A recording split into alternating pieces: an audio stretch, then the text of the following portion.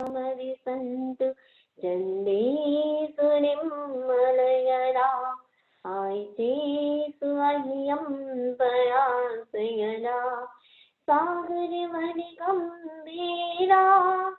सिद्धा सिद्धिं मम दिशन्तु सिद्धा सिद्धिं मम दिशन्तु।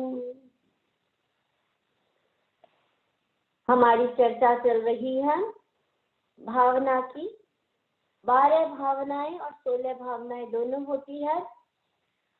आज 5वीं भावना है अन्यत्व भावना। अन्यत्व भावना क्या होती है? स्वस्थ चिंतन का सूत्र है अन्यत्व भावना की अनुप्रेक्षा। जितना व्यक्ति का चिंतन स्वस्थ होगा उतनी ही वह अन्यत्व भावना भा सकेगा। जो आज तक उपलब्ध नहीं हुआ था वह इससे उपलब्ध हो जाता है। सम्यक दर्शन का अगर मूल है, अगर हम कोई फाउंडेशन देखें कि सम्यक दर्शन का फाउंडेशन क्या है, तो सम्यक दर्शन का मूल है अन्यत्व भावना। मैं शरीर से भिन्न हूँ और शरीर मुझसे भिन्न है, ये अन्यत्व भावना है, अनुप्रेक्षा है।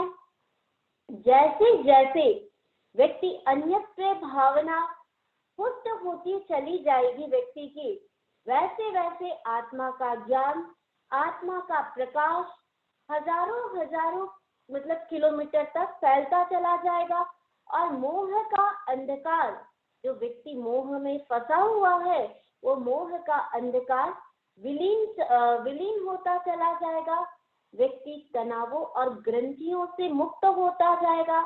आज देखिए कि दुनिया में सबसे बड़ी समस्या है कि व्यक्ति स्ट्रेस में रहता है, डिप्रेशन में रहता है। उसका मूल कारण क्या है? मूल कारण है कि व्यक्ति भावनाओं को ही नहीं समझा।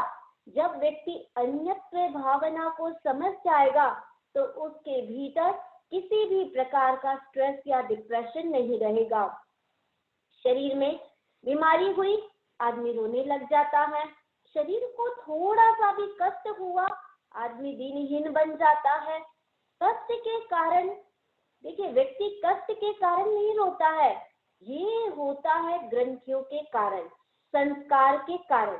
हमारी देह शक्ति इतनी पुष्ट है, व्यक्ति देह शरीर के प्रति इतनी आसक्ति है उसे कि वो कुछ भी चाहे, वो क्या चाहता है कि मेरा शरीर बिल्कुल स्वस्थ रहे, मेरे शरीर में कोई भी बीमारी नहीं आए। अब व्यक्ति किसी ज्योतिष के पास भी जाएगा तो सबसे पहली बात यह पूछेगा कि कहीं पर मुझे कोई बड़ी बीमारी तो नहीं हो जाएगी। क्योंकि देह के प्रति उसे बड़ी ही आसक्ति है। व्यक्ति इस मान्यता के कारण देखिए थोड़ा सा भी कष्ट उसके लिए असहनीय हो जाता है। पर जिनकी अन्यत्व भावना जागृत हो जाती है वह व्यक्ति कभी भी दुखी नहीं होता है। वह व्यक्ति जानता है कि मेरा जो ये सारा प्रॉब्लम है, ये सारा जो प्रॉब्लम है मेरे शरीर का ही प्रॉब्लम है। ये जो वेदना हो रही है मुझे शरीर से ही हो रही है। तो व्यक्ति शरीर को थोड़ा सा भी कष्ट नहीं होने देता है, इसलिए आदमी रोता रहता है। और जो व्यक्ति यह सोचता है कि शरीर को ही तो कष्ट हो रहा है, वह आदमी कभी भी नहीं रोएगा। किंतु मेरे शरीर को कोई भी कष्ट नहीं होना चाहिए, ये मान्यता उस व्यक्ति को रुलाती रहती है। एक बार की बात है, एक व्यक्ति आचार्य महाप्रज्ञ जी के पास आया और वह खूब ध्यान करता था। तो आचार्य श्री ने उसे पूछा, कैसा चल रहा है तुम्हारा ध्यान? उसने कहा कि क्रम तो अच्छा चल रहा था, पर इन दिनों ऐसा हुआ कि मेरे किसी एक पार्ट में बहुत ज्यादा दर्द है, इसलिए मैं ध्यान नहीं कर रहा हूँ। आचार्य श्री ने कहा कि ठीक है, चलो तुम एक काम करो, अभी ध्यान करने बैठ जाओ। आचार्य श्री के कहने पर वो ध्यान करने बैठ गया। देखिए 5-10 मिनट तक उसका क्रम चला होगा। जैसे जैसे ध्यान करता गया कष्ट उसका समाप्त हो गया। तो कहते हैं कि कहीं पर भी व्यक्ति के दर्द हो रहा है, व्यक्ति उस स्थान पर ध्यान करे, उस स्थान पर रिलैक्सेशन दे या कंसंट्रेशन करे, तो व्यक्ति का अपने आप दर्द चला जाएगा। देखिए व्यक्ति, दर्द किसको होता है? अगर देखा जाए तो दर्द व्यक्ति को शरीर में होता है, आत्मा में नहीं होता है। आत्मा भिन्न, शरीर भिन्न, अन्यत्व भावना है। तो व्यक्ति हर पल चिंतन करते रहे कि मेरी आत्मा अलग है और शरीर अलग है, दोनों को एक न माने। घटना आती है, पत्नी और पति में आपस में बहुत प्रेम था। श्वेतांबिका नगरी थी और वहां का राजा था प्रदेशी राजा। और ऐसा राजा था कि वह बड़ा ही क्रूर कठोर शासक था और नास्तिक, केवल सांसारिक विषयों में ही आसक्त रहता था। और ऐसी ही थी उसकी रानी सूर्यकांता। और देखिए सूर्यकांता थी, वो भी दिन भर भोग विलास, न तो कोई स्वर्ग नरक पुण्य पाप कुछ भी नहीं मानते थे। बस उनका एक ही सिद्धांत था, खाओ पियो मौज करो। कितना संसार के जो सुख मिले हैं, जितनी संपत्ति मिली है, उस सुख को भोगते जाओ। चलता रहा। एक बार की बात है कि राजा रानी दोनों आपस में क्रीड़ा कर रहे थे। चित्त मंत्री होता है, उसके मन में आता है कि ओहो देखो ये राजन कैसा है, पुण्याई से इसको सब चीज मिली है, किंतु ये न तो पुण्य पाप को जानता है, न नव तत्व को जानता है, न कर्म को जानता है, कुछ भी नहीं जानता है। धिक्कार है ऐसे जीवन को। किंतु मुझे क्या करना है, राजा को लाइन में लेकर के तो आना ही है। कहा ठीक है। एक दिन उसने एक रास्ता निकाल लिया चित्त मंत्री ने, और बहुत प्रयास किया राजा प्रदेशी को समझाने के लिए। और राजा प्रदेशी को समझाया कि राजन देखो आप सब कुछ कर रहे हो, अच्छी बात है, किंतु आप कर्म को भी जानिए, आप पुण्य पाप को भी जानिए। तो राजा प्रदेशी को बहुत सारे देखिए एग्जाम्पल से उसने समझाया। और केसी कुमार और प्रदेशी राजा का भी घटना आती है। केसी कुमार ने भी बहुत तरीके से समझाया, और अब ये चित्त मंत्री भी समझाता है। राजा को इन सारी बातों पर अब विश्वास हो जाता है। अब वो आत्मा, कर्म, पुण्य, पाप ये सब पर विश्वास करने लग जाता है। अब देखिए मनुष्य का जीवन जैसे ही बदल जाता है, जो उसके भीतर क्रूरता थी वो अब बदल गई करुणा में। किंतु प्रदेशी राजा की जो पत्नी थी सूर्यकांता, वो बड़ी ही नास्तिक थी। अब उसे बिल्कुल भी पसंद नहीं आता था कि उसका पति एकदम आस्तिक बन गया है। अब देखिए वो क्या करता था, अमावस, चतुर्दशी, पूर्णिमा को पौषित करता था, और जितना समय होता था धर्म ध्यान में बिताता था, संयम, त्याग, तप इन सब में बिताता था। इनके सिखों में भी कोई दिलचस्पी नहीं थी। अब राजा का जीवन बदलने लगा, किंतु रानी इस सारी चीजों को देखकर दुखी हो जाती है। जो व्यक्ति देखिए खुद धर्म नहीं करता है, वो दूसरों को भी धर्म करते हुए देख नहीं सकता है। अब देखिए राजा, इस रानी के मन में आया कुछ तो करना चाहिए, मुझे बदला लेना चाहिए राजा से। कुछ ऐसा षड्यंत्र रचूं मैं जिससे कि राजा की मृत्यु हो जाए। अपने पुत्र को बुलाती है, और पुत्र सूर्यकांत होता है, उसे कहती है कि देखो सूर्यकांत, अब तुम्हारे जो पिताजी है ना, अब इसको कुछ भी मतलब नहीं है, इनका केवल ध्यान लगा रहता है भगवान में। तो मैं तुम्हारा राज तिलक करना चाहती हूँ, बोलो तुम तैयार हो? उसने कहा कि कैसे, क्योंकि वो था पिताश्री का भक्त, और पिता के वो पिता की जो भी आज्ञा होती थी उसी को फॉलो करता था। उसने कहा माता जी मैं ऐसी बात को सोच भी नहीं सकता हूँ। पर कुटिल रानी ने क्या कहा कि तुम इसकी चिंता मत करो, देखो अब राजा को न तो राज्य से प्रेम है, न ही राजा को मुझसे प्रेम है, न तुमसे प्रेम है। प्रेम किससे हो गया है? भगवान से हो गया है। तो अब इसको क्या करते हैं, भगवान के पास ही पहुंचा देते हैं कि भगवान से प्रेम हो जाए। पर सूर्यकांत जब ये बात सुनता है बड़ा ही घबरा जाता है, और कहता है कि मैं ऐसा क्रूर काम नहीं करूंगा। अब पत्नी सोचती है कि अरे मैंने ये क्या कर दिया। फिर बात आई गई हो जाती है। अब देखिए एक दिन की बात है कि चतुर्दशी और पूर्णिमा को वो उपवास किया था, बेला किया था। अब बेले के दिन रानी सोचती है कि आज पालना मैं अपने हाथ से ही बनाती हूँ, अब देखिए उसने क्या किया, पारना को हाथों से बनाया और रानी इतना प्रेम से उसे पारना करा रही थी। जैसे ही राजा ने वो खाया उसके पूरे शरीर में जलन होने लगी। राजा ने सोच लिया कि जो रानी है उसने भोजन में जहरीला पदार्थ मिला दिया है। हो सकता है रानी के प्रति कोई द्वेष, कि रानी मुझे शायद लाइक नहीं करती होगी, किंतु जहर मिला दिया। अब कुछ सोचना नहीं है, मुझे रानी के प्रति कोई द्वेष नहीं रखना है, केवल अन्यत्र भावना का चिंतन करना है और सोचना है कि तेरा ये शरीर नहीं है, न ही तेरी पत्नी है, पुत्र है, राजा है, कुछ भी नहीं सोचना है। देखिए ऐसे अन्यत्र भावना की गहराई में उतरते उतरते इतना केंद्रित हो गया, शरीर से और आत्मा से अलग हो गया कि शुभ भाव धारा से वो प्राण त्याग करके बना महान रिद्धिशाली सूर्याप देव के रूप में देवलोक में उत्पन्न हुआ। देखिए संसार में ऐसी सूर्य कांताएं होती रहती है और अनेकों सूर्य कांताएं होगी जिसको ये पसंद नहीं है कि पति धर्म करे, या पति को पसंद नहीं कि पत्नी धर्म करे। अनेकों ऐसे प्रसंग आते हैं और युग युग में ऐसी बहुत सारी घटनाएं घटती रहती है। जब तक स्वार्थ सदता है तब तक फल मीठा लगता है, और जब स्वार्थ नहीं सदता है, फल भी मीठा है तो वो फीका लगने लग जाता है। पक्षी फल वाले वृक्ष पर आकर के बैठती है। कब तक बैठती है? जब तक वो वृक्षों में फल है, फूल है, पत्ते हैं, सब कुछ है, तब तक वो आकर के बैठ जाती है। जिस दिन वृक्ष फलहीन हो जाता है वो वहां से चली जाती है। कहा भी है दुमम जहाँ क्षीण फलम व पक्षी, क्षीण फल वाले वृक्ष को छोड़कर पक्षी उड़ जाती है और मेहमान जो होता है वो भी भोजन करके चला जाता है। यजमान यानी पंडित को भोजन करने के लिए बुलाया होता है, उसे दान दक्षिणा देकर के वापस नहीं बुलाते हैं, जो चला गया उसे चला जाता है। जैसे ही व्यक्ति का स्वार्थ सदता है वैसे ही व्यक्ति उस चीज को छोड़ देता है।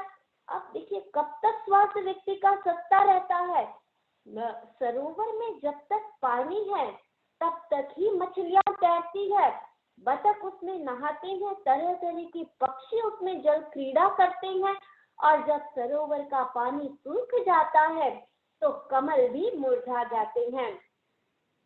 तो व्यक्ति कैसा है? स्वार्थ ये संसार कैसा है? स्वार्थ के नाते का संसार है। इतिहास में अनेकों घटनाएं ऐसी आती है। देखिए ब्रह्मदत्त चक्रवर्ती की माता चूर्णी रानी अपनी शूद्र स्वार्थ पूर्ति के कारण अपने पुत्र को ही मारने के लिए तैयार हो जाती है, पुत्र का विवाह कर देती है। रात को पुत्र और पुत्र वधू को लाक्षागृह में सुलाती है, और किंतु मंत्री पुत्र के हेल्प से दोनों के दोनों बच जाते हैं। और ये क्यों हुआ? क्योंकि रानी की जो तुच्छ इच्छा थी वो पूरी नहीं हुई, इसलिए हुआ। इवन भगवान महावीर ने ज्ञाता सूत्र में कहा है कि कनक रथ राजा था, और कनक रथ राजा का उदाहरण आता है कि उसके इतना लोभी था और क्रूर था कि उसे हमेशा ऐसा फील होता रहता था कि मेरा जो ये राज्य है ना कोई छीन नहीं ले। तो जैसे ही उसके पुत्रों का जन्म होता था वो रानी से पुत्रों को छीन करके उस पुत्र को अंगहीन कर देता था, विकलांग कर डालता था। और ये चिंतन करता था, क्यों करता था? इसलिए कि ये अगर जो व्यक्ति विकलांग रहेगा वो सिंहासन पर नहीं बैठ सकता है। तो इतना क्रूर था। इवन कि कंस को भी देख सकते हैं कि कंस ने अपनी ही बहन के पुत्रों को मार डाला, किंतु वो तो खुद का नहीं था। चलो कोई बात नहीं, क्योंकि भगवान महावीर कहते हैं कि कनक रथ का तो स्वयं का पुत्र था, उसको भी उसने मार डाला। श्रेणिक जो था अपने पुत्र कौणिक से इतना प्यार करता था, घटना सभी को पता है। पर कौणिक ने अंत में क्या किया? राज्य के लोभ में आकर उसने अपने पिता को ही जेल खाने में बंद कर दिया और रोज गीले चमड़े से उसे चाबुक मारता था। और घोर वो मतलब कि उसको वेदना होती थी, उसे भी वह सहन करता था। जब तक व्यक्ति की स्वार्थ पूर्ति में कोई भी बाधा बनता है, चाहे वो माता हो, पिता हो, पुत्र हो, व्यक्ति किसी को भी नहीं छोड़ता है। माता पुत्र को मार देती है, पिता पुत्र की हत्या कर सकता है, पत्नी पति का भी गला काट सकती है और जहर दे सकती है, पुत्र पिता का खून भी कर सकता है, जेल में बंद भी कर सकता है। संसार के देखिए ऐसे अनेकों इतिहास में घटनाएं आती है जो हर दिन घटती रहती है। न्यूज़पेपर आता है और अभी तो न्यूज़पेपर का ही दूसरे सारे न्यूज़ आ रहे हैं, किंतु न्यूज़पेपर का अगर फ्रंट पेज पढ़े तो सबसे पहला ये रहेगा कि अमुक भाई ने भाई को मार डाला या पिता ने पुत्र को मार डाला, पुत्र ने पिता को। जब तक व्यक्ति का स्वार्थ रहता है तब तक सब कुछ अच्छा रहता है। जैसे ही स्वार्थ नहीं सचता है, व्यक्ति के सारे लाइफ में प्रॉब्लम्स आने लग जाती है। आप जिनको अपना मानकर मोह में भूल जाते हैं कि वह कोई भी तुम्हारा अपना नहीं है, व्यक्ति को ये चिंतन करना चाहिए कि कोई भी मेरा नहीं है। ये जितने सारे जो भी है, इनकी वास्तविकता यही है कि ये सारी पर संयोग अंत में सारे छोड़ने पड़ेंगे मुझे या अपने आप छूट जाएंगे। यदि इनमें ममत्व करके इनके मोह में अगर मैं माया में फंसकर स्वयं को ही भूल जाऊंगा तो अंत में क्या करना पड़ेगा, व्यक्ति को पश्चाताप करना पड़ेगा, उसके हाथ में कुछ भी नहीं लगेगा। तो अन्यत्व भावना एक प्रकार से हमें संसार के कच्चे जो संबंध है उस वास्तविकता से परिचित कराती है और ये हमें पहचान कराती है कि अपनी अंतर्दृष्टि को तुम जगाओ और सुख शांति का मंत्र अपनाओ। देखिए व्यक्ति कितने अनंत जन्म में अनंत माता हो चुकी है, अनंत पिता, अनंत भाई, हमको नहीं पता कि कितने रिलेशंस हमारे हो चुके हैं, किंतु हम अब ये चिंतन करें कि हमें इस कच्चे धागों को भी तोड़ना है। उपाध्याय यशो विजय जी संसार में दुख का मूल कारण दो ही बताते हैं, मैं और मेरा। व्यक्ति अगर प्रश्न पूछूं आप लोगों से कि आप कौन है, सभी का प्रश्न रहेगा मैं हूँ, मैं अमुक चंद जी हूँ, मैं अमुक चंद जी हूँ। कोई आपसे ये पूछे कि ये बंगला किसका है, ये घर किसका है, ये पुत्र किसका है, तो क्या कहेंगे, अरे ये घर किसका है, ये घर मेरा ही तो है। धन किसका है, सारा मेरा ही तो है। ये पुत्र किसके, मेरा पुत्र, मेरा पति, मेरा पत्नी, सारा किससे कर रहे हैं, घूम रहे हैं, सब कुछ मेरा ही मेरा है, मेरी कार है। देखिए दो शब्द आते हैं, मैं यानी अहंकार हो गया और मेरा यानी ममकार। तो व्यक्ति अहंकार और ममकार दोनों से ऊपर उठे और भगवान ने उत्तराधियन सूत्र में कहा है, न सा महम नो भी अहम तिथि से इच्छे बताओ विनयच्च रागम, वह वस्तु मेरी नहीं है और मैं उसका नहीं हूँ। यह ममत्व का सूत्र को तोड़ दो तो व्यक्ति क्या करेगा, व्यक्ति अपने आप सही दिशा में पहुंच जाएगा। दुख का मूल कारण क्या है, अगर हम जाए तो दुख का मूल कारण है मैं। देखिए घटना आती है, एक युवक की शादी हुई थी और नई शादी हुई थी, युवक बड़ा ही पैसे वाला था। अब इतना पैसे वाला था किंतु व्यक्ति का जो जीवन है सब दिन एक जैसा नहीं रहता है, व्यक्ति का जीवन बदलते रहता है। और उसकी पत्नी आई थी, वो भी बहुत सुशील पत्नी थी, अच्छी थी, पति पत्नी में प्रेम बहुत अच्छा था। किंतु संयोग की बात ऐसा हुआ कि जितना धन था उसके घर पर वो सारा का सारा उसका खत्म हो गया किसी कारणवश।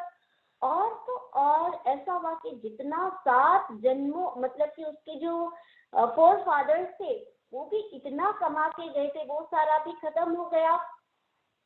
अब उसने सोचा, चिंतन किया कि क्या करना चाहिए। पत्नी से कहा कि मैं अब दूर प्रदेश में जाता हूँ पैसा कमाने के लिए। अब देखिए अभी के जमाने में दूर प्रदेश में जाना फिर भी इजी है, किंतु उस जमाने में महीनों महीने लग जाते थे दूर प्रदेश में जाने के लिए। उसने अपना सामान बांधा, चला गया। अब दूसरे प्रदेश में जाकर के उसने इतना पैसा, इतना धन कमाया। अब उसका मन हुआ कि देखो, मैंने ना बहुत सारे पैसे कमा लिए हैं, सब कुछ कर लिया है, अब मुझे क्या करना है? मुझे मेरे पिता से मिलना है, मेरी पत्नी से मिलना है, मेरे पुत्र से मिलना है, सबसे मिलना है। जाता हूँ। बहुत सारा पुत्र के लिए खिलौने वगैरह लेकर के चला, पत्नी के लिए भी बहुत गहने वगैरह ले लिए, पिता के लिए भी ले लिए, माता सबके लिए ले लिए। देखता, अब पत्नी को संदेश भिजवाता है। पत्नी चिंतन करती है कि देखो, पुत्र हुआ है, पुत्र को कभी पिता ने देखा भी नहीं है, अच्छा है कि ये पिता का अगवानी करने के लिए चला जाएगा, और एक नौकर के साथ पुत्र को भेज देती है। इधर ये जो सेठ जी होते हैं वो भी आ रहे होते हैं, और रात्रि हो जाती है, और रात्रि में एक धर्मशाला में रुक जाते हैं। सेठ जी भी वहीं होते हैं, और ये जो नौकर और पुत्र होता है वो भी वहीं पर होता है, किंतु सेठ जी को यह नहीं पता होता है कि ये मेरा पुत्र है। अब अचानक से उस बच्चे का पेट में इतना भयंकर दर्द होता है कि वो रोने चिल्लाने लग जाता है। नौकर उसे बहुत समझाता है कि तुम धैर्य रखो, किंतु बच्चा तो आखिर बच्चा ही होता है। अब उसने देखिए क्या किया, सेठ जी को बड़ी परेशानी हो रही थी। सेठ जी ने कहा कि अरे मेरी नींद खराब हो रही है, तुम कैसे हो, क्यों रख रहे हो इसे, ले जाओ बाहर। उसने कहा कि सेठ जी ठंडी है, कहाँ ले जाऊं, और है बच्चा। उसने वहां का जो भी अधिकारी था उसको बुलाया और कहा इतना रोना चिल्लाना कर रहा, आप इसको बाहर भेजो। देखिए, नौकर और बच्चे को बाहर भेज दिया। सुबह तक वो बच्चे की मृत्यु हो गई। अब रात को वापस सुबह उठा तो सेठ जी का थोड़ा दिमाग ठंडा हुआ। अब दिमाग ठंडा हुआ तो पूछा उससे, उस भाई से, कि ये कौन था। तो उसने बताया कि आज अमुक जगह से अमुक सेठ आने वाली थी, उसका पुत्र था, उसके स्वागत में आया था। जैसे ही ये बात सुनता है उसके मन में इतना दुख होता है कि उसका मतलब कि दुख का कोई भी हम एक्सप्लेनेशन ही नहीं कर सकते हैं। क्यों हुआ उसको दुख? जैसे ही उसे ये पता चला कि ये मेरा है, तब व्यक्ति को दुख हुआ। और जैसे ही उसे ये रात्रि तक पता नहीं था कि ये मेरा नहीं है, ये पराया है, उसे बिल्कुल भी दुख नहीं हुआ। तो व्यक्ति को दुख कब होता है? मेरापन में। तो हाय हाय करने लग गया वो। तो व्यक्ति ये चिंतन करे कि मेरा से व्यक्ति ऊपर उठे, अहंकार और ममकार इन दोनों चीजों से ऊपर उठे। देखिए, आत्मा जो है रात दिन जिस शरीर के साथ में रहती है, जन्म से लेकर के मृत्यु तक एक क्षण भी आत्मा आपको अकेली नहीं छोड़ती है, और न ही आत्मा आपसे अलग जाती है। और सबसे ज्यादा गहरी हम निकटता देखे, इतना घनिष्ठ संबंध है किसी के साथ, शरीर के साथ, तो वो केवल एक आत्मा के ही साथ है। कहीं पर भी जाओ, आत्मा हमेशा क्या करेगी? साथ ही साथ में जाएगी। इनसे एकत्व की अपेक्षा रखना ही भूल है, मोह है, मिथ्यात्व है। तो भगवान ने कहा न हम देह, यानी मैं शरीर नहीं हूँ। क्या चिंतन करे? चिदात्मेति, यानी मैं ज्ञानमय आत्मा हूँ, चिन्मय चिदानंद शक्ति हूँ। यह बुद्धि जिसकी है वह विद्वान ज्ञानी बन जाएगा। तो व्यक्ति क्या चिंतन करे कि केवल मेरी आत्मा ही शाश्वत है, और कोई भी शरीर और आत्मा दोनों अलग अलग है। दूध और पानी का संबंध सभी को पता है कि दूध जिस प्रकार, दूध और पानी, देखिए अगर उसमें पानी मिला दो तो पता नहीं चलेगा कि वो दूध है या पानी है। तिल में अगर ये नहीं पता चलेगा कि उसमें तेल है क्या, किंतु वही दूध को अगर फटा दो तो पानी अलग हो जाएगा। इसी प्रकार से व्यक्ति का स्वभाव यह होना चाहिए कि मेरी शरीर और मेरा आत्मा क्या है? अलग अलग है। उस समय तिल शरीर है तो तेल उसके भीतर रहने वाला स्नेह रूप है। तो फल का छिलका जो है अगर उसके भीतर गुठली है, किंतु गुठली क्या है उसे ये पता रहता है कि ये, उसी प्रकार हम क्या करें? आत्मा को माने, एक दूसरे से कहते हैं कि एक दूसरे से संबंध है। हर फ्रूट में जैसे कि व्यक्ति को बीज मिलेगा, और तिल में तेल मिलता है, वैसे ही व्यक्ति क्या करे, आत्मा को भी ये सोचे कि मेरे शरीर में कोई इम्पोर्टेंस है, तो किसका इम्पोर्टेंट है, आत्मा का इम्पोर्टेंट है। खदान से देखिए जब सोना निकाला जाता है तो वो मिट्टी से भरा रहता है। अब उसको जो भी ज्वेलरी वाले होते हैं उसको कुछ भी केमिकल्स डाल के उसको पूरा प्योर करते हैं, शुद्ध सोना अलग हो जाता। उसी प्रकार व्यक्ति क्या करे, आत्मा और शरीर को मित्रता समझने के लिए ये सब देखिए उदाहरण क्यों दिए गए हैं, ये उदाहरण इसीलिए दिए गए हैं कि व्यक्ति ये सोचे आत्मा और शरीर क्या है, अपने आप में मित्र है। भले ही जन्म जन्म से आप इसके साथ रह रहे हैं, देखिए आज ये कौन सा शरीर है, कल कौन सा शरीर हो जाएगा किसी को भी नहीं पता, परंतु वास्तव में तुम दोनों एक नहीं हो, हम एक नहीं है, आत्मा अलग है और शरीर अलग है। अन्यत्व भावना भेद विज्ञान मूलक है। जितने भी देखिए भौतिक अध्यात्म है उनमें सबसे हम कह सकते हैं कि भारी जो है अन्यत्व भावना है। अनंत काल से देह के साथ ऐसा ममत्व एकत्व जुड़ गया है कि आगे उससे छूटना भी मुश्किल है। इतना शरीर के साथ आसक्ति हो गई है व्यक्ति की कि वो छोड़ना ही नहीं चाहता है। और देखिए जहां जहां इस जीव ने जन्म लिया है वहां वहां व्यक्ति के तेजस और कार्बन शरीर वहां वहां पर पहुंच जाता है, उसका पीछा नहीं छोड़ता है। और जहां तक इनका साथ है वहां तक पुनर्जन्म होता रहेगा और पुनर्जन्म के साथ ही व्यक्ति के भीतर औरारिक शरीर और वैक्रिय शरीर की प्राप्ति हो जाएगी। तो अतः व्यक्ति क्या सोचे, सांसारिक जनों का देह और आत्मा का एक ही भाव क्षीर नीर के एकत्व के जो अनुभूत होते रहे।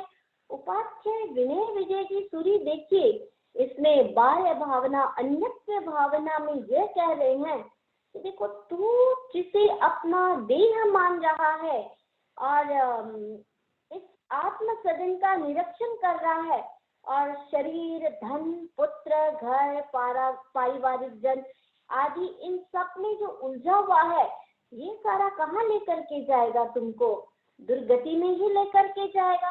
इनके प्रति तू क्या कर रहा है, पूरा वशीभूत होकर के रखा है। तो केवल चिंतन करो कि ये जो मैं शरीर और आत्मा को एक मान रहा हूँ क्या ये सही है। तो मुझे क्या चिंतन करना है कि शरीर और आत्मा अलग अलग है। जिस शरीर के देखिए जिस शरीर को व्यक्ति इतना केयर करता है, देखिए सुबह से उठ करके रात्रि तक व्यक्ति सबसे ज्यादा किसकी केयर करता है, शरीर की केयर करता है। जैसे ही सुबह उठता है सबसे पहले ठीक है जो भी कार्य वो करता है, या तो ग्रीन टी पिएगा, कुछ भी पिएगा, किसके लिए कर रहा है वो, कि शरीर उसका स्वस्थ रहे। हल्दी पानी पिए, अदरक पानी पिए, कुछ भी रहे, क्यों करेंगे, शरीर स्वस्थ रहे। नाश्ता करवाया, किसको करवाया, शरीर को कराया, क्यों, शरीर स्वस्थ रहे। नहलाया धुलाया, सारा कार्य जितना भी सुबह से शाम तक आप करते रहते हैं, चाहे कमाई करते हैं, कुछ भी करते हैं, किसके लिए करते हैं, शरीर के लिए करते हैं।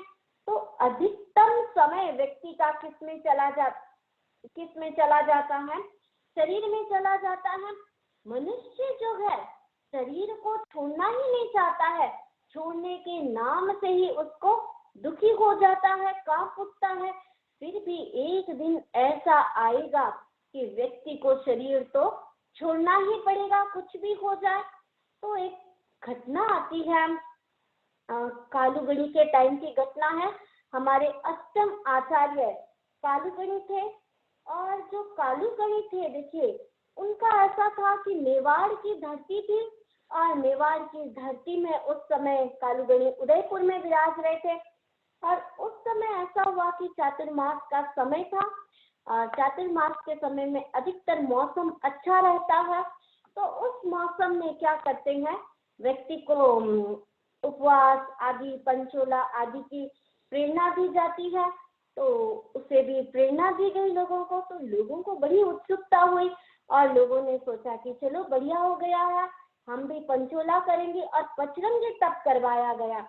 देखिए पचरंगी तप ऐसा तप है कि 25-25 व्यक्ति एक एक चीज करते हैं, 5 व्यक्ति उपवास करेंगे, 5 व्यक्ति बेला करेंगे, ऐसे टोटल मिला करके 25 व्यक्ति हो जाते हैं। सभी तैयार हो गए। अब देखिए लास्ट के 1 या 2 दिन बचे थे, अचानक से उदयपुर में क्या हुआ, जो धान्य था यानी चावल है या कुल्फी है और भी अनेक प्रकार के जो धान थे, उड़द आदि में बहुत उछाल आ गया। उनकी जो कीमत थी वो तेजी से बढ़ गई और लोगों ने सोचा, और उस समय का जमाना यह ऐसा था कि लोग अनेकों जगहों में जाते थे बेचने के लिए, छोटे गांव, बड़े गांव आदि गांवों में जाते थे बेचने के लिए। सबने सोचा जाना तो है। अब इधर मुनि जी तो सुबह सुबह वेट कर रहे हैं कि सारे के सारे लोग आएंगे, क्योंकि आज सामूहिक पालना रखा गया है। देखा कि कोई नहीं आया, पूछा क्या बात है भाई, गए कहाँ पर सारा। फिर पता चला कि वो लोग सारे के सारे, चाहे बेला था, तेला था, पंचोला था, किसी का भी, वो सारे के सारे व्यक्ति अमुक अमुक जगह चले गए हैं बेचने के लिए। अब उस समय देखिए कि व्यक्ति किसके बारे में, तपस्या को ठीक है इम्पोर्टेंस किया, कहा कि हम जहाँ हैं वहीं पर ही पालना कर लेंगे, किंतु व्यक्ति क्या कर रहा है, धन के कारण व्यक्ति अपनी आत्मा को भी छोड़ देगा। कि देखियो रात दिन व्यक्ति किसका चिंतन करता है, व्यक्ति केवल शरीर का ही चिंतन करता है। अभी सारे के सारे लॉकडाउन में है, तो कभी ना कभी मन में चिंतन तो आता है कि कैसे कैसे क्या होगा, कैसे सैलरी होगी। आज ही किसी से बात हो रही थी, कह रहे थे कि इकोनॉमी पूरा डाउन आ रहा है।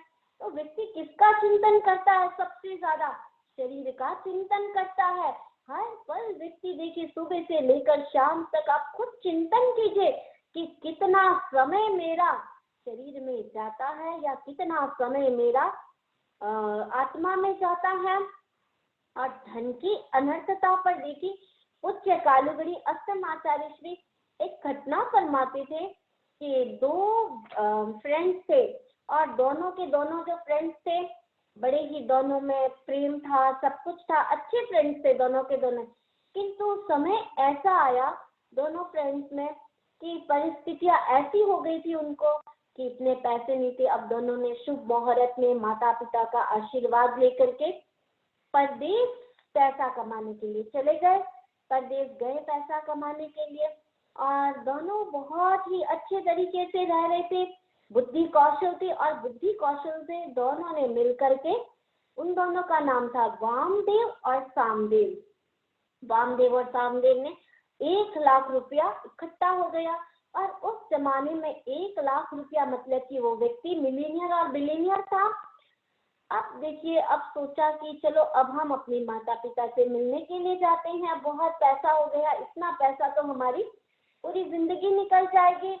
अब घर जाने के बाद जब दोनों की आए, काम जितना भी था सारा समेटा, सब कुछ किया, लौटने की तैयारी हो गई। इधर कहा कि देखो ये जो हमारे पास मनी है ना, वो तो बहुत मतलब रिस्क है, अब हम बाहर जा रहे हैं तो ऐसा करते हैं कि हम क्या करते, एक क्योंकि रास्ते में कोई शत्रु भी मिल सकता है, रास्ते में कोई डकैत भी मिल सकता है, कोई भी मिल सकता है, तो हम क्या करते, एक दिन है ना पैसा तुम रखना और एक दिन पैसा मैं रखूंगा, दोनों में बात हो गई। ठीक है कहा। अब जो वामदेव था ना, वो बड़ा ही मन से भी सिंपल था, सब कुछ था, उसके मन में कोई भी छल कपट कुछ नहीं था। किंतु जो सामदेव था वो बड़ा ही धूर्त था, किंतु इसके धूर्तता इसके फ्रेंड को पता ही नहीं चलती थी। उसका फ्रेंड सोचता था कि सर्वे सर्वा है, मेरा दोस्त तो मेरा दोस्त जितना कोई भी अच्छा नहीं है। अब देखिए एक दिन दोनों एक घने जंगल से गुजर रहे थे। अब इतना घना जंगल और बिल्कुल कोई भी नहीं, सूर्यास्त होने ही वाला था। दोनों जन थक भी गए थे, तो एक पेड़ के नीचे उनको रेस्ट करने के लिए बैठे, और रेस्ट करने के लिए बैठे तो नींद आ गई। अब ये जो सामदेव था ना, उसके मन में हमेशा आता था कि मैं इसको मार दूं, किंतु वो ये भी सोचता था कि अरे मैं कैसे मार सकता हूँ, ये मेरे पर इतना बिलीव करता है, सब कुछ करता है, और मैं इसे मार दूं? बिल्कुल नहीं, ऐसा नहीं हो सकता है। किंतु व्यक्ति अब क्या करे, उसे रहा नहीं गया। अब भी जो था सामदेव, वो बड़ी ही गहरी निद्रा में था। अब गहरी निद्रा में था तो उसने क्या किया, जगा बाटा अपना चाकू निकाला और उसकी छाती में जाकर के बैठ गया। एकदम अंधेरा था तो उसे सामदेव का चेहरा नहीं दिखाई दिया।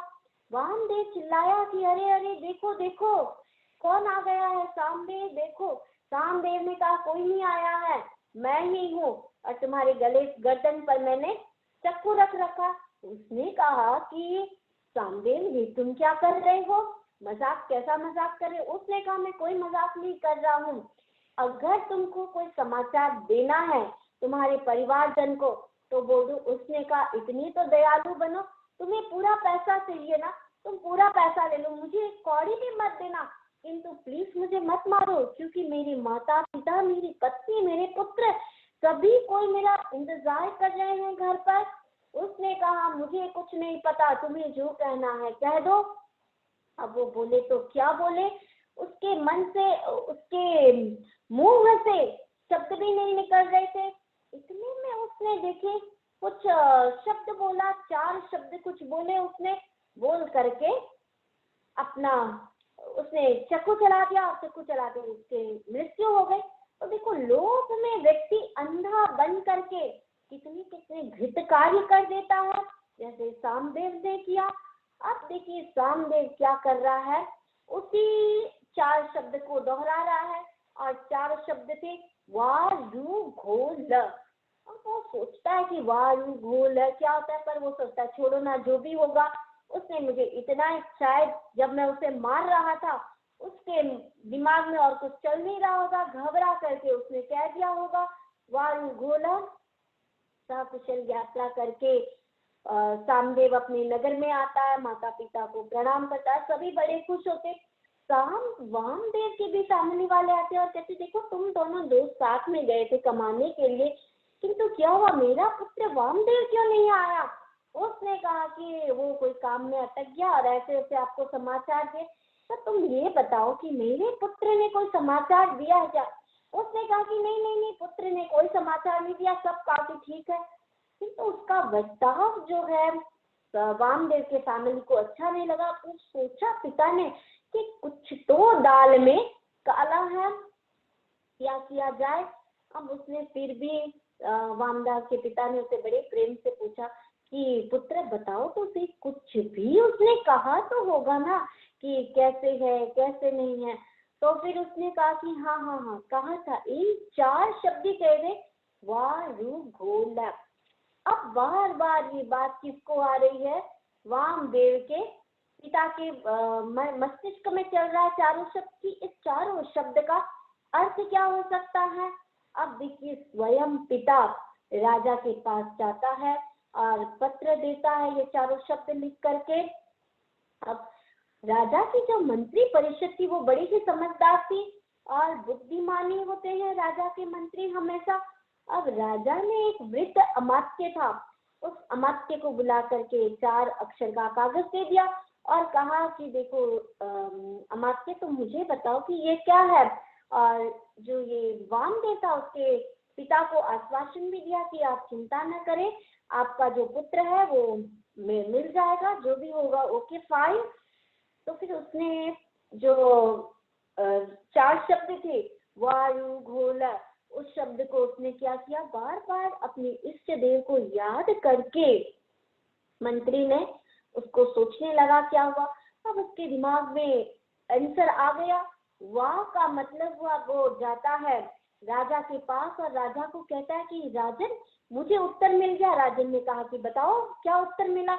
उसने कहा कि वाह, वाह यानी सामदेव ने मित्रेण रू यानी रूप सेना वनांतरे, यानी कि एकदम घने जंगल में घोर निद्रा वशीभूत, कि घोर निद्रा में लक्ष्य लोभ बिना पतिता, कि लोभ में मुझे क्या किया है, मुझे मार डाला। जैसे ही घोर निद्रा में सोए हुए वामदेव को सामदेव ने मार डाला है 1 लाख के लोग के कारण।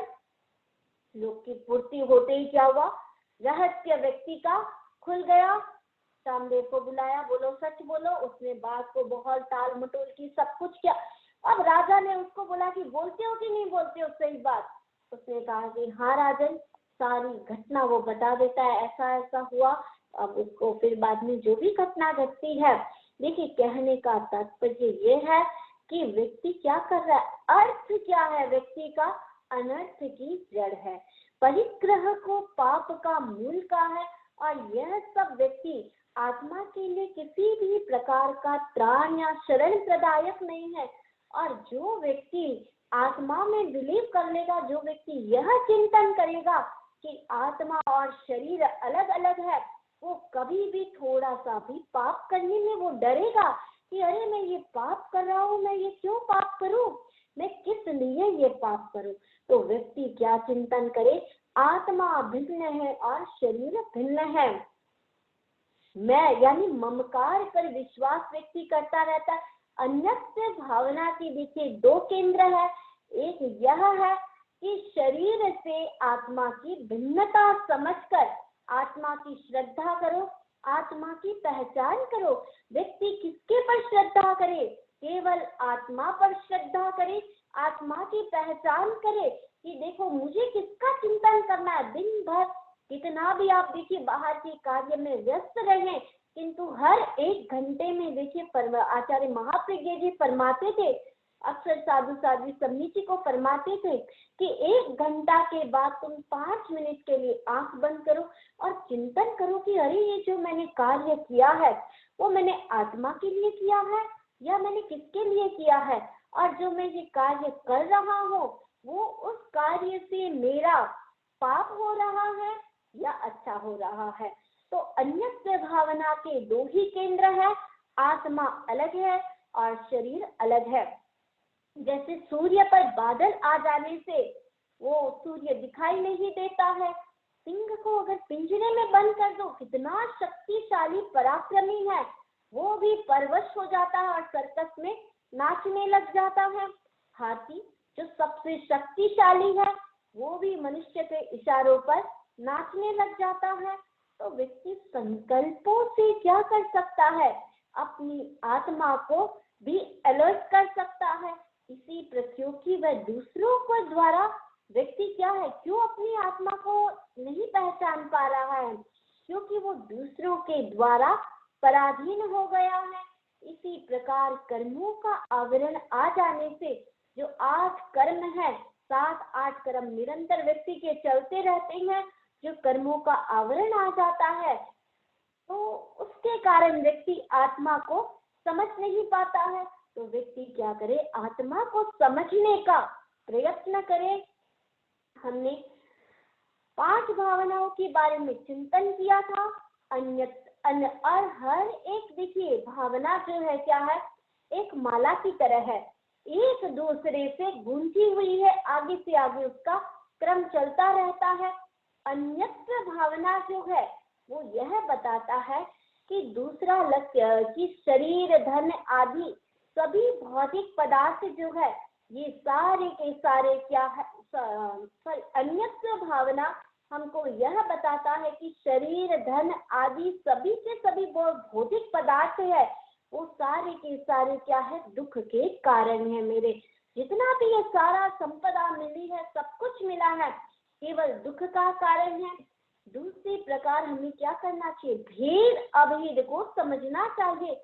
आचार्य तुलसी ने आचार्य महाप्रज्ञ जी ने अपनी गीतिका में बहुत सुंदर कहा है, आत्मा भिन्न शरीर भिन्न है, एक नहीं संजोना है, मिट्टी से मिला जुला आखिर सोना सोना। तो आत्मा क्या है, आत्मा को हम केवल माने ये जो शरीर है ये क्या है, केवल ये तो मिट्टी से बना हुआ है, एक दिन इसका नष्ट हो जाएगा। तो व्यक्ति किसको इम्पोर्टेंस दे, व्यक्ति अपने आत्मा को इम्पोर्टेंस दे। एक भेद अभेद को व्यक्ति समझे कि आत्मा अलग है, शरीर अलग है। एक युवक आचार्य के पास दीक्षित हो गया, किंतु उसे शास्त्र पढ़ने का बड़ा ही शौक था, किंतु उसे कुछ भी याद नहीं होता था। अब गुरु ने उसको मंत्र सिखा दिया। घटना सभी को आती है, मंत्र सिखाया मास्तुष, ये वाली बात बोला करो तुम, मारुष और मातुष। अब वो उसी को रटता रहता था, किंतु उसे भी भूल गया वो। अब बोलने लगा मास्तुष। अब देखिए, अब उसने यह सोचा कि मास यानी उड़द, तुष यानी छिलका। जैसे उड़द और छिलके अलग अलग हो जाते, उसी प्रकार से मेरी शरीर और आत्मा अलग अलग है। अब देखिए, वो उसी का चिंतन कर रहा है कि शरीर और आत्मा अलग अलग है। तो शरीर आत्मा को अलग अलग चिंतन करते करते उसे केवल ज्ञान की प्राप्ति हो गई। तो अन्यत्र भावना का देखिए दूसरा लक्ष्य क्या है? आत्मा से भिन्न पर पदार्थों की पहचान कर अपनी ममता को हटा दो। जो इतना मोह, इतनी ममता दूसरों के प्रति है, वो ममता किसके प्रति स्थापित करो? अपनी आत्मा के प्रति हम स्थापित करें कि कहीं पर मेरा कोई गलत कार्य तो नहीं हो रहा है, कहीं मेरी आत्मा कुछ और तो नहीं कर रही है। मैं पर से विश्वास करके मेरा को व्यक्ति छोड़ दे तो व्यक्ति अपने आप सुखी हो जाएगा।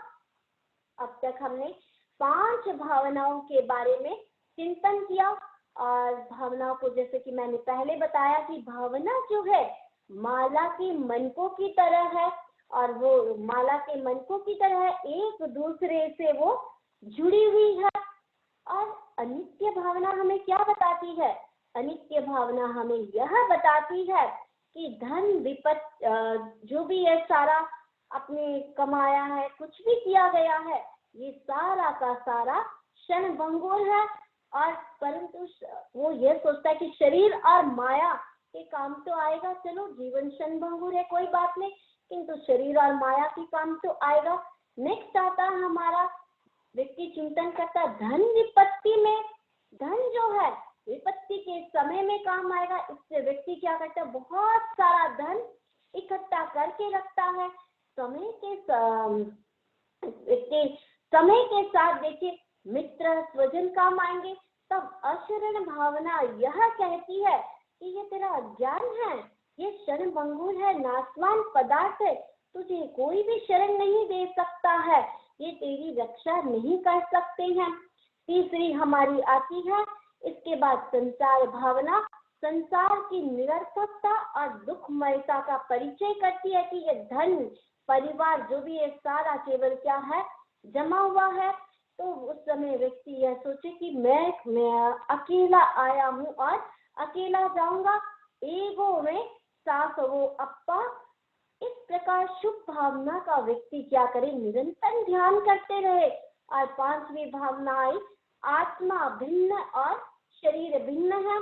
इस प्रकार हम क्या करें? शुभ भावना का निरंतर ध्यान करते रहे, जिससे भीतर को ममता हमारी, आसक्ति व्यक्ति की टूट सके, और संयोग से हर्ष और वियोग में जो वेदना की अनुभूति होती है, उस वेदना से हम ऊपर उठ सके। और उस वेदना से हम कब ऊपर उठ सकेंगे? जब हम आत्मा में लीन हो जाएंगे। आत्मा की प्रत्येक परिस्थिति में हम समत्व अर्थात समता का भाव स्थिर रखकर समता के साथ हम आनंद के साथ रहें, हमारे जीवन में समता आ जाए। तो अन्यत्र भावना जो है वह क्या करती है? ममता को तोड़ती है, समता से जोड़ती है, आसक्ति घटाती है, विरक्ति बढ़ाती है, और भोग की जो ये जगह है, भोग की जगह योग का मार्ग दिखाती है। तो हमें हर पल क्या चिंतन करना चाहिए? अन्यत्र भावना कि आत्मा और शरीर अलग अलग है। तो व्यक्ति आज हमने चर्चा की अन्यत्र भावना की। और हम देखिए, भावना एक ऐसी चीज है जिससे कि भावना भाते भाते व्यक्ति कहाँ चला जाएगा? मोक्ष चला जाएगा। तो हम हर पल ये चिंतन करते रहे अपने लाइफ में कि मुझे ये भावना की अनुप्रेक्षा करनी है, मुझे ये भावना अपनी लाइफ में लेकर के आनी है। तो आज हमने चर्चा की अन्यत्र भावना की। अब हम थोड़ी देर के लिए अन्यत्र भावना का ध्यान करेंगे। सभी स्थिरता से बैठें, आंखें कोमलता से बंद करेंगे। महाप्राण ध्वनि के साथ प्रयोग को प्रारंभ करेंगे।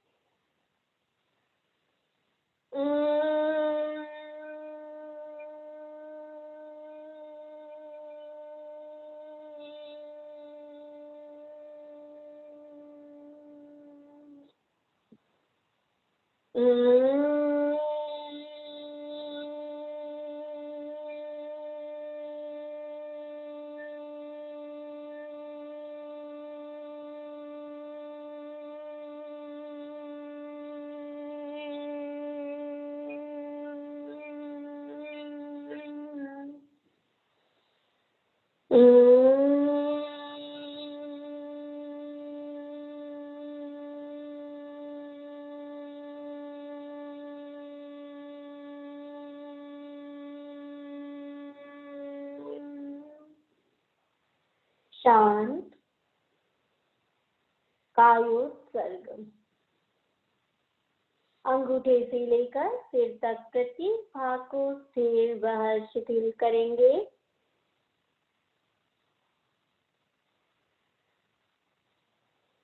अनुभव करेंगे पूरा शरीर स्थिर व शिथिल हो रहा है। कहीं पर भी कोई अकड़न नहीं, जकड़न नहीं, पकड़न नहीं, बिल्कुल स्थिरता।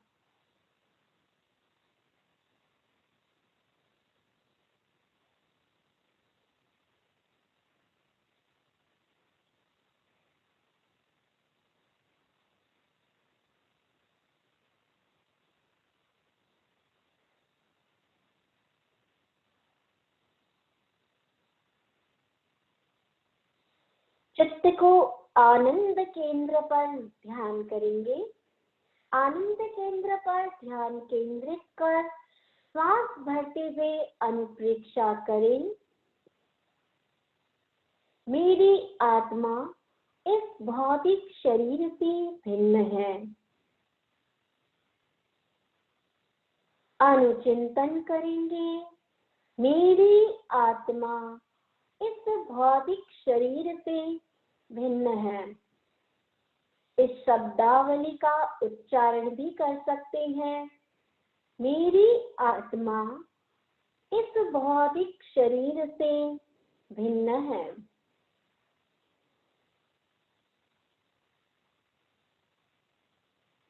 मेरी आत्मा इस भौतिक शरीर से भिन्न है। मेरी आत्मा इस भौतिक शरीर से भिन्न है।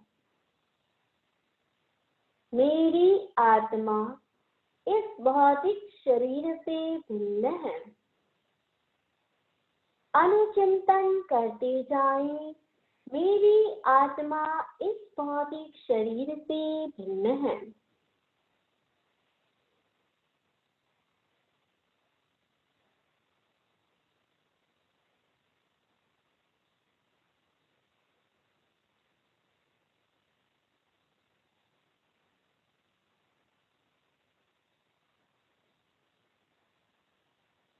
अनुचिंतन करें। स्थूल शरीर भौतिक पदार्थ वाला है। यह आसक्ति का मुख्य कारण है। स्थूल शरीर भौतिक पदार्थ वाला है। यही आसक्ति का मुख्य कारण है। जो इस आसक्ति को कम करता है अथवा लगाव को कम करता है, वह दुख दर्द को कम महसूस करता है। इसलिए मैं शरीर की आसक्ति को कम करने के लिए भेद विज्ञान का अभ्यास करूंगी। अनुचिंतन करें। आत्मा भिन्न, शरीर भिन्न है।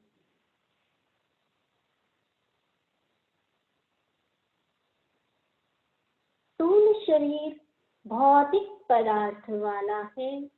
यही आसक्ति का मुख्य कारण है।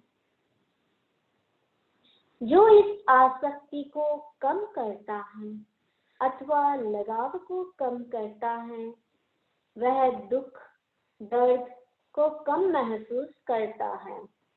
इसलिए मैं शरीर की आसक्ति को कम करने के लिए भेद विज्ञान का अभ्यास करूंगी।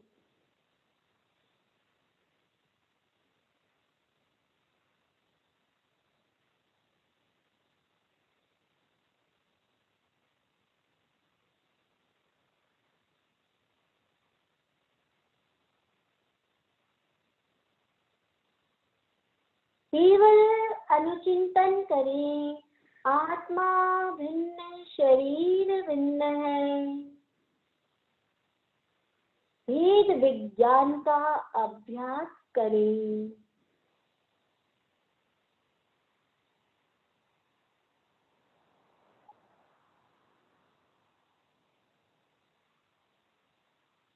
अनुचिंतन करें तो शरीर भौतिक पदार्थ वाला है। यही आसक्ति का मुख्य कारण है। जो इस आसक्ति को कम करता है अथवा लगाव को कम करता है वह दुख दर्द को कम महसूस करता है। इसलिए मैं शरीर की आसक्ति को कम करने के लिए भेद विज्ञान का अभ्यास करूंगी। महाप्राण ध्वनि के साथ प्रयोग को संपन्न करेंगे। लंबा गहरा श्वास लेंगे।